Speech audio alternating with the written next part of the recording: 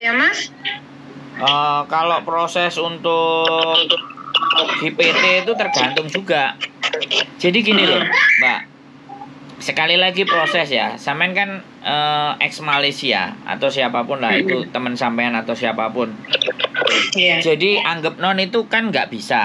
Nah, proses itu ada yang bisa 3 bulan, 4 bulan, 5 bulan, 6 bulan, 7 bulan, 1 tahun. Karena Iya. bahasa mungkin dia nggak nguasai, tapi begitu di PT dia rajin, dia sregep, otomatis orang PT kan seneng. Kalau orang PT seneng, segera ditawarkan ke majikan, ya kan? Ketika ditawarkan ke majikan, majikan tertarik karena orang PT yang infoin, ya. Agennya yang infoin, PT-nya yang nyodor-nyodorin. Nah, begitu nyampe di Hong Kong, dianya sudah direkomendasikan. Kemudian majikan marah-marah, nggak ngerti, nggak paham.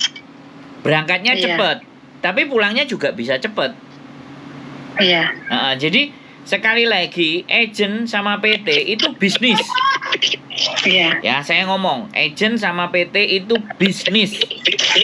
Jadi dia tidak terlalu memikirkan secara panjang nasib sampean selanjutnya di Hong Kong itu kayak gimana.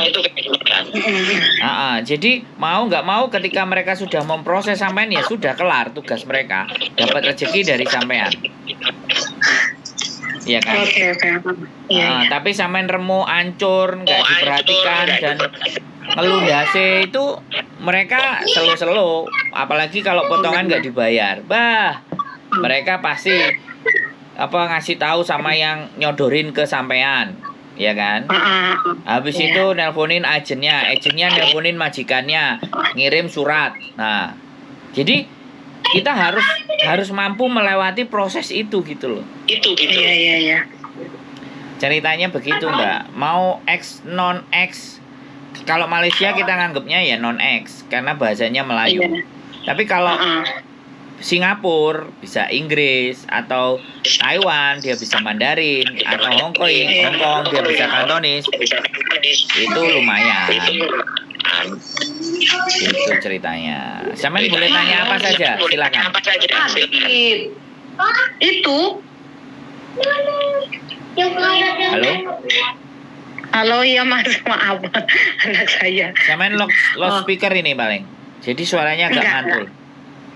Enggak. Oh, enggak. Jadi kayak gitu ya. Jadi saya bilang terus potongan. Nah, kadang-kadang juga ada anak yang bisa nerima potongan, ada yang nggak bisa. Ya kan? Jadi dan Hong Kong itu unik.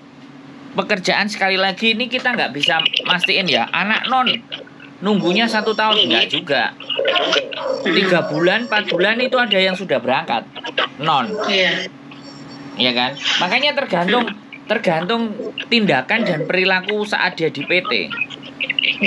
Iya kan? Ada yang ya sudahlah, pokoknya majikan interview diterima saja. Begitu diterima, nyampe ke Hong Kong dipekerjakan 3 rumah, 4 rumah. Karena orang Hong Kong, saya mengalami itu, Mas. Iya, orang Hong Kong itu tahu bahwa Yane Cece. Jadi Yane Cece itu sebutnya Cece, mbak-mbak Indonesia itu penurut, apalagi yang baru-baru. Jadi diperes tenaganya. Kadang-kadang seperti itu mereka, ya kan? Mereka merasa punya uang. Makanya saya kasih tahu juga. Makanya kenapa setiap orang yang berproses sama saya tak suruh ngerekam interviewnya.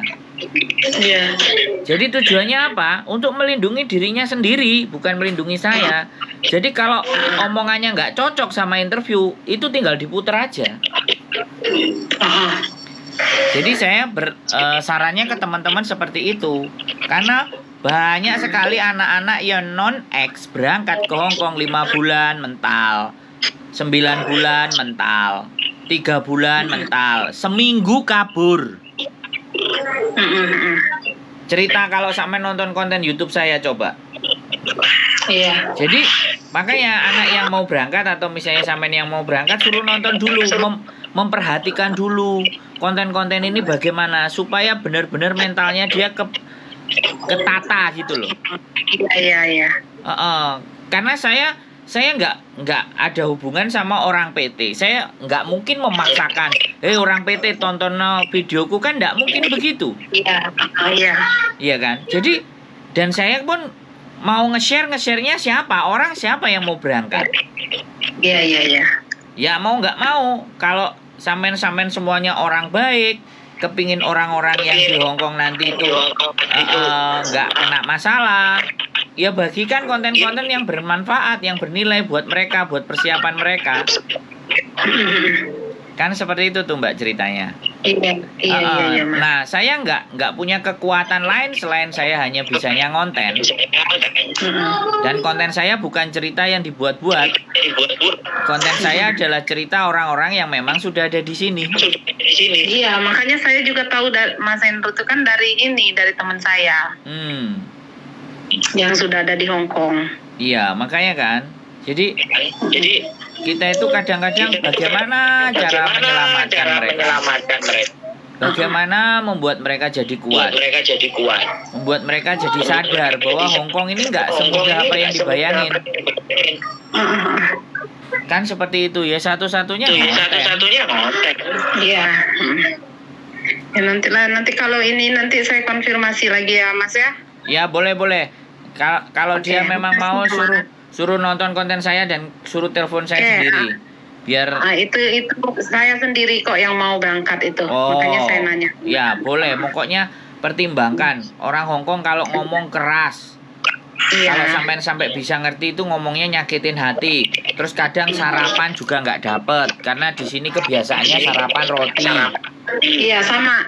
Saya waktu di Malaysia itu majikan saya orang Taiwan. Ya adalah ngobrol sama mereka itu komunikasi itu ada bahasa Inggris sedikit-sedikit itu ada. Boleh. Kalau sampean mau ngetes awak, silahkan. Hongkong itu memang. Saya konfirmasi lagi ya Mas Andra ya. Siap, sehat selalu buat sampean. Semoga kita ketemu di Hongkong. Ya, makasih banyak ya Mas. J. Matur sembah nuwun. Waalaikumsalam. Oke, buat teman-teman semuanya mau berangkat ke Hong Kong ya. Jadi